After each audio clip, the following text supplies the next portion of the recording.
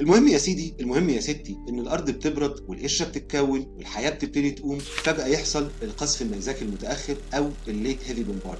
تخيلوا معايا ان الارض في بدايتها كانت زي ميدان معركه مليانه انفجارات واصطدامات.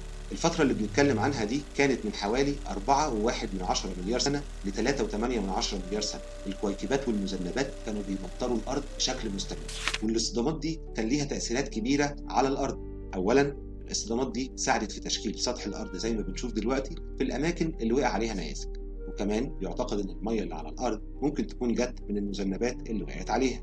الاصطدامات دي كمان كانت بتسبب حراره شديده وانصهار للصخور، يعني كان في براكين بتنفجر بسبب الاصطدامات دي بشكل مستمر، وده كان بيأثر على الغلاف الجوي للارض. وكمان الحمم البركانيه كانت بتطلع الغازات اللي ساعدت على تشكيل الغلاف الجوي زي ما قلنا. لكن في ناس بيقولوا ان دور الاصطدامات دي في تشكيل الغلاف الجوي ممكن يكون مبالغ فيه، وبيعتقدوا ان البراكين لوحدها كانت بتنفجر كفايه علشان تطلع الغازات دي، وما كانتش يعني مستنيه اصطدامات تجيلها من بره.